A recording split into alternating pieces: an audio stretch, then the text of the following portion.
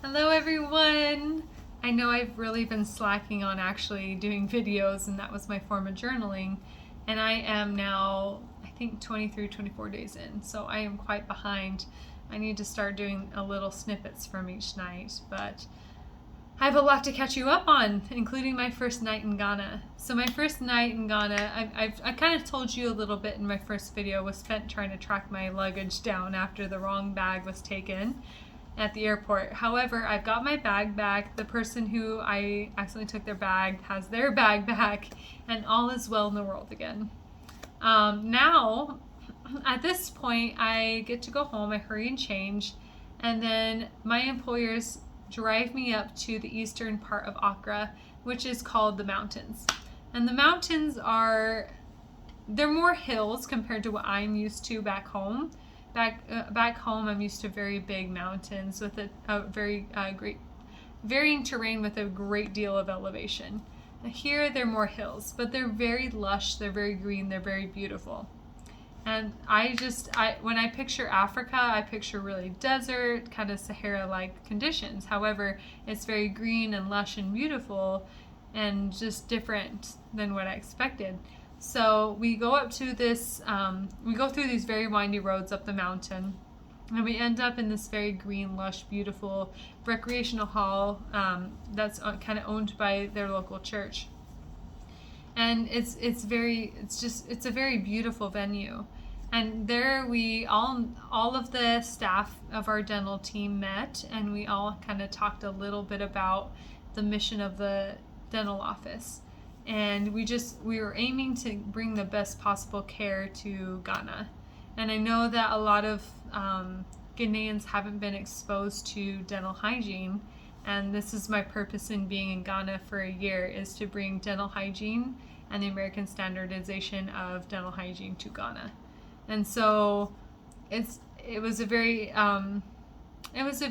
felt like it was a very good meeting, in the fact that I got to meet everyone and also just enjoy the environment that Ghana had to bring.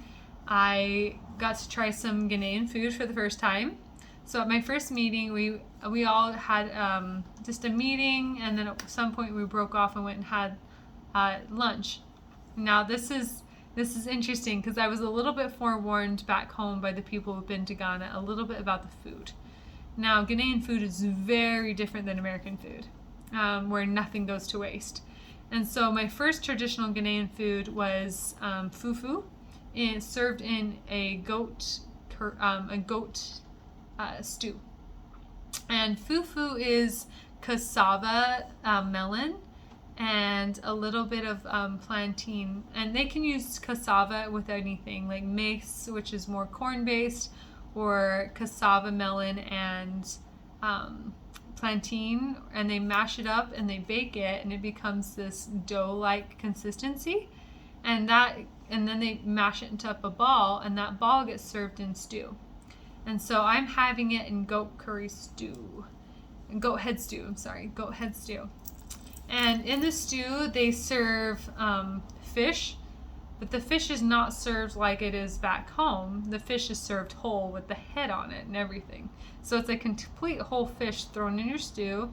There's chunks of bone, and the bone marrow is sucked out of the bone, and some people gnaw on the bone because of the nutrients provided in the bone. And there's other things added into the stew. And so that was, and there's a certain way of eating this. And my office manager is very, very passionate about food in Ghana. And so he's explaining all this at the moment, and how you actually properly eat fufu in goat head soup. And so you're supposed to eat it by hand. And what you do is you eat it, you're supposed to scoop a little bit of fufu, and you scoop it with the stew, and you're supposed to just suck it up and swallow it. You're never supposed to chew fufu. There's like this whole way of eating it that I did not know. And so that was an interesting educational experience culturally for me. And I tell you, I could not do it. I had to chew the fufu. I was struggling there for a minute. I couldn't do it. and just really enjoying your food with your hands. I also ate it with a spoon just because that's what I'm used to back home. But we'll see. And I tried kelewele, and kelewele is plantains with spices on it, and it's very good. I like it. Everything in Ghanaian food has a lot of chilies, and everything is pretty spicy traditionally. And I love spice, so I've actually enjoyed that part of the food. So I really like kelewele. And then there's a dish called jollof, and jollof is just a rice that they've seasoned with chilies and other things, and it's a very good dish. So I really love jollof, and I love kelewele. And there's a way they cook plantains with some vegetables that I really liked. I have to get used to eating the goat head soup with the I'm so sorry, I'm drawing a blank all of a sudden. The goat head soup with the fufu. That was a little hard for me. But the rest of the dishes were quite good. And the mangoes here are not like the mangoes back home. They're so much better. So that was really neat to try that as well. So I did get to enjoy my first traditional Ghanaian meal.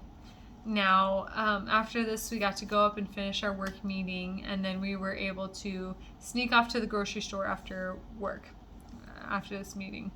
And I went to a mall, and I didn't know that malls here, you go shopping for groceries. Back home, malls are just strictly for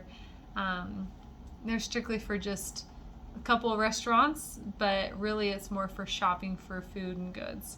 It's not for a place to eat. And so this was a little different for me. You don't just go grocery shopping in a mall. So, and unlike the rest of the world, America is special that we are not in the metric system like the rest of the world is, which I wish we were. So I am trying to understand the metric system and also pay everything in a different currency. And so it's been a little different for me. It's been a little educational and definitely an adjustment to make. And so I went around trying to figure out what I could get here, what I can't get, and there's certain things like cheese and dairy products are very expensive here, and you can't get Keurig pods or certain creamers for coffee here. Coffee is not actually a huge commodity here like it is in America. Back home, there's so many different coffee shops all over the place, and you can go to coffee shops and get all sorts of various drinks. Coffee is pretty much a new commodity here, relatively speaking, and people here, Ghanaians, drink more tea than they do coffee, and so that's been interesting. And they use evaporated milk, and it's really rare when you can find creamer, and usually it's the dry creamer back home that not a lot of people use back home. So it's been a little bit of adjustment with coffee, and I knew this a little bit. I was forewarned a little bit, and so I was fortunate enough to pack a lot of Keurig pods because I do have a Keurig that was imported from America here in my apartment. And I love my Keurig and I love my coffee, and so that was a very big adjustment for me, having to figure out my coffee morning routine because that's a very important part of my morning. I love my morning where I just get to smell and drink my coffee. And so I actually, back home before coming to Ghana, I had bought coffee that had creamer already in the Keurig pod. So that way I didn't have to worry about creamer as well. Now, is it what I normally love to drink? No. I love to drink normal black coffee with a little bit of creamer in America, but I knew I wasn't going to get that. So I went to a more froofy drink, which is a little more sweet than I like, but hey, I get my cup of sanity every morning. So that's a little bit of an adjustment. However, the food here has a lot less sugar in it, which I do love. So I love that I can go and get yogurt with no sugar in it, and it's a wonderful breakfast for me. A little bit of granola with just pure yogurt and with no sugar, and it reminds me a little bit about the yogurt I've had in Germany. It's just something I've really missed being back home in America. Everything has so much sugar in the food there, but anyway, I digress yet again. So that was my first night in Ghana. I got to go grocery shopping. I got to experience what it's like to pay in different currency, and I got to do the metric system, which is something I'm not used to as well. and then I was able to crash the first night. I slept hard, but then I had to be at work the next morning. So the next morning I head into work, and we were just kind of thrown into work a little bit. We didn't know what to expect or what the standard of care here for it is with dental, and so it was a very big learning curve and a big adjustment working in Ghana versus in the U.S. So in the U.S., dental hygiene is very strict.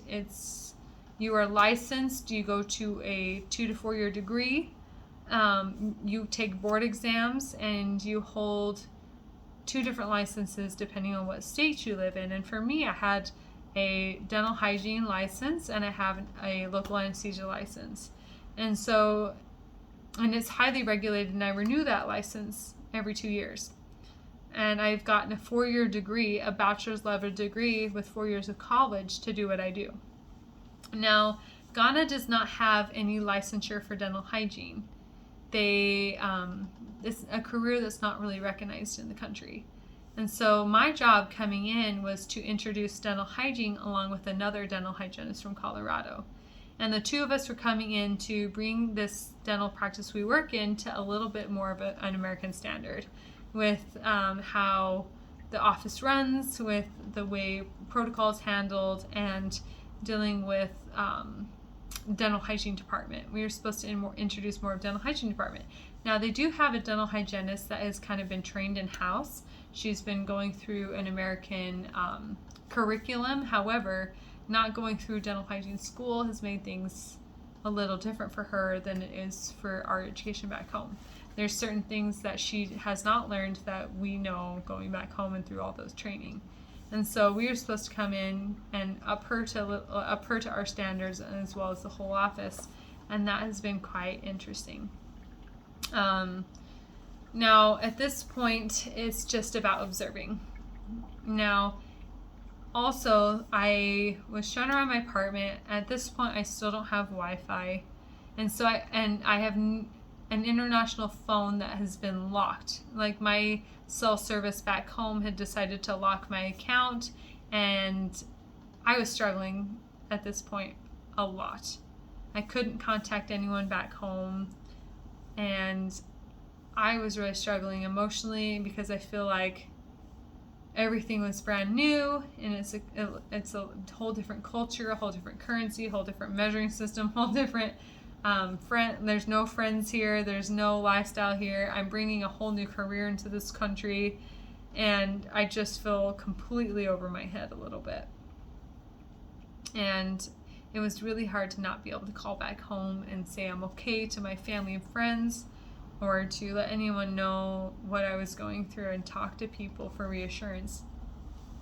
But I made it through the first night. The next day, and I come back from work feeling like, wow, there's a lot to do and there's a lot to work on, and part of it was exciting, and the other part of it's like overwhelming, because I have a lot of work cut out for me to bring this dental office up to American standard, but at the same time I'm feeling very excited because I feel like there's something for me to work towards.